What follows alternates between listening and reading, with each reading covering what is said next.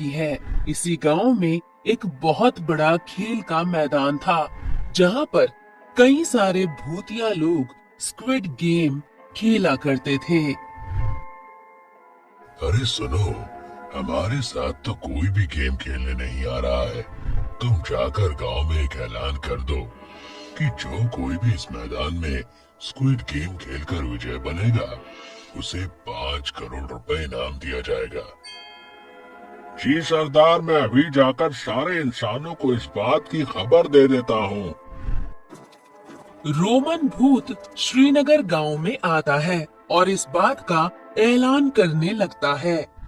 श्रीनगर गांव में रमन और जगदीश। अरे गांव वालों, ये व्यक्ति कौन है और ये स्क्विड गेम की क्या बात कर रहा है? अरे जगदीश, उस मैदान में स्क्विड गेम खेला जा रहा है और जो कोई व्यक्ति उस गेम में विजेता होगा, उसे 5 करोड़ का इनाम दिया जाएगा।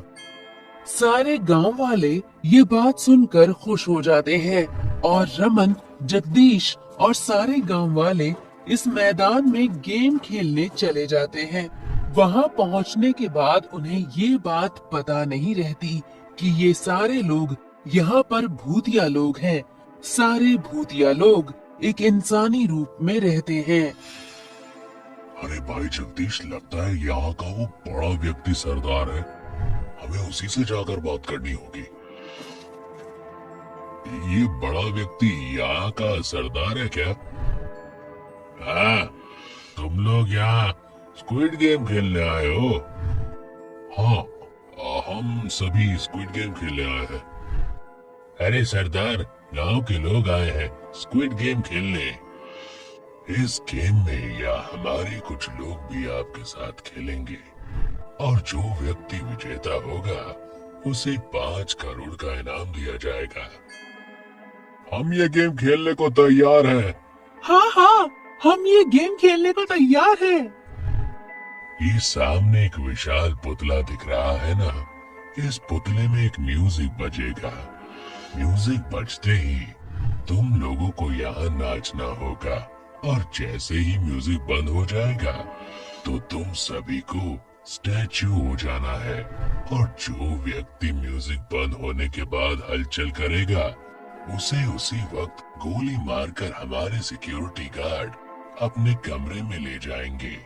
इसी तरह जो व्यक्ति आखिरी तक बचा रहेगा, वही इस गेम का विजेता होगा और उसे ही 5 करोड़ का इनाम दिया जाएगा। गोली मार दिया जाएगा मतलब उसकी मृत्यु हो जाएगी। वो गोली असली गोली नहीं रहेगी, वो नकली गोली रहेगी। ये स्क्विड गेम का रूल है। जिस व्यक्ति को नकली गोली मारी जाएगी, वो व्यक्ति उस गेम से आउट हो जाएगा। ये तो बहुत अच्छी बात है। सारे गांव वाले ये बात सुनकर बहुत खुश हो जाते हैं और स्क्विड गेम खेलने लगते हैं। सरदार जैसे ही पुतले में म्यूजिक बजाता है, गेम शुरू हो जाता है। थोड़े समय बाद म्यूजिक बंद हो जाता है। सारे लोग स्टैचू हो जाते हैं, पर गांव का एक व्यक्ति हरी हलचल कर देता है। तभी रोमन भूत उसे गोली मार देता है और हरी की सचमुच में हत्या हो जाती है। अरे हरी तो आउट हो गया। हाँ भाई, चलो कम से कम गेम से एक व्यक्ति तो कम हुआ। सारे गांव वालों को लगता है कि हरी को नकली गोली मारी गई, पर भूतिया लोगों ने उसे असली गोली मार दी थी। रमन, इसे कमरे में ले जाओ। रोमन हरी को कमरे में ले जाता है और उसे चीर फाड़ कर उसके शरीर को लटका देता है। गांव वाले इस बात से अनजान थे कि ये सब भूतिया लोग हैं और इन्होंने हरी को सचमुच मार दिया। अब मैं म्यूजिक बजाऊंगा। जो व्यक्ति हलचल करेगा, उसे भी गोली मारकर उस कमरे में ले जाया जाएगा। म्यूजिक बजता है। सारे गांव वाले नाचने लगते हैं। म्यूजिक बंद होते ही रामू नाम का एक व्यक्ति हलचल कर देता है। रोमन, इसे मार दो। रोमन भूत रामू को गोली मार देता है और उसे भी उस कमरे में ले जाता है और चीर फाड़ कर उसे भी वहां उल्टा लटका देता है। इसी तरह वो भूतिया लोग कई सारे गांव के व्यक्तियों को गोली मारकर उस रूम में चीर फाड़ कर उल्टा लटका देते हैं। अरे भाई जगदीश, हम तो सिर्फ 5 ही लोग बचे हैं। भाई मुझे बाथरूम जाना है। अच्छा तो तू ये सरदार से बात करके चला जा अंदर। अरे सरदार, मुझे बहुत जोरों से बाथरूम आई है, क्या मैं थोड़े समय के लिए बाथरूम आऊं? अबे जल्दी जा, यहाँ मैदान में ना कर दियो। जगदीश सामने वाले रूम में बाथरूम में चला जाता है। बाथरूम करने के बाद वो लौट कर आने लगता है। अरे ये जो लोगों को गोली मार रहे हैं, इन्हें कहाँ रख रहे हैं, इसका पता तो करना पड़ेगा ना। जगदीश जोशी रूम में चला जाता है। जैसे ही वो रूम के अंदर देखता है, उसकी आंखें फटी की फटी रह जाती हैं। अरे ये लोगों ने तो इन्हें मार दिया है और इनके शरीर का सारा चिचड़ा पिचड़ा कर दिया है। तभी रोमन एक व्यक्ति को मारकर उस रूम में लाने लगता है। जगदीश उसे देखकर छुप जाता है। रोमन जैसे ही उस व्यक्ति को रूम में ले जाता है, वो अपने भूतिया रूप में आ जाता है। अरे ये तो भूत है, लगता है ये सारे लोग भूतिया लोग हैं। ये तो गेम के नाम पर इंसानों को मार रहे हैं और हमें लगा ये नकली गोली मारकर लोगों को इस कमरे में बंद कर रहे हैं। मुझे किसी तरह यहाँ से भागना होगा, वरना ये लोग मुझे भी मार देंगे। जगदीश जैसे ही रोमन भूत को देखता है, उसकी आंखें फटी की फटी रह जाती हैं और वो डर के मारे कांपने लगता है। जगदीश उसी रूम की छत पर जाता है और वहां से कूदकर अपने गांव में आता है। अरे ये जगदीश अभी तक क्यों नहीं आया? उसे गए काफी समय हो गया है। अरे सरदार, मेरा दोस्त जगदीश कब से गया है, अभी तक आया नहीं।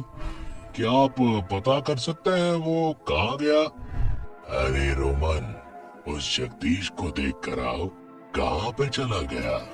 रोमन भूत जगदीश को तलाश करने जाता है, पर उसे जगदीश का पता नहीं चलता। वो भूत लौटकर अपने सरदार के पास आता है। क्या हुआ रोमन, उस जगदीश का कुछ पता चला? अरे सरदार, लगता है वो जगदीश यहाँ से भाग गया। शायद उसे हमारी सच्चाई पता चल गई हो। तभी वो सारे भूतिया लोग अपने असली भूतिया रूप में आ जाते हैं। गांव वाले इन्हें देखकर डर जाते हैं। ये सारे लोग तो भूतिया हैं, मतलब इन भूतिया लोगों के साथ हम ये गेम खेल रहे थे। रोमन, इन सबको यही जान से मार दो और उस जगदीश को तलाश करो कि वो आखिर गया कहाँ। रमन और बाकी लोग बहुत डर जाते हैं। उन्हें समझ नहीं आता कि वो क्या करें। तभी जगदीश कुछ गांव वालों के साथ वहां आता है। गांव वालों, ये जितने भी लोग दिखाई दे रहे हैं, ये सारे भूतिया लोग हैं और इन्होंने हमारे गांव के कई व्यक्तियों को जान से मार दिया है। अच्छा, तो तू यहाँ है, अब इनके साथ साथ हम तुझे भी मार देंगे। तभी जगदीश अपने साथ लाई एक मशीन के सहारे उस मैदान में धुआं कर देता है, जिसकी वजह से सारे मैदान में धुआं हो जाता है और भूतिया लोगों को कोई भी व्यक्ति दिखाई नहीं देता। अरे रमन, कहाँ हो? जल्दी यहाँ आओ। जगदीश जैसे तैसे करके गांव के उन व्यक्तियों को ढूंढ लेता है और उन्हें मैदान के बाहर ले आता है। अरे मोहन कहाँ है? रमन, वो तो मेरे साथ ही था, पता नहीं कहाँ गया। लगता है उन भूतिया लोगों ने उसे पकड़ लिया है। तभी उस मैदान से सारा धुआं गायब हो जाता है।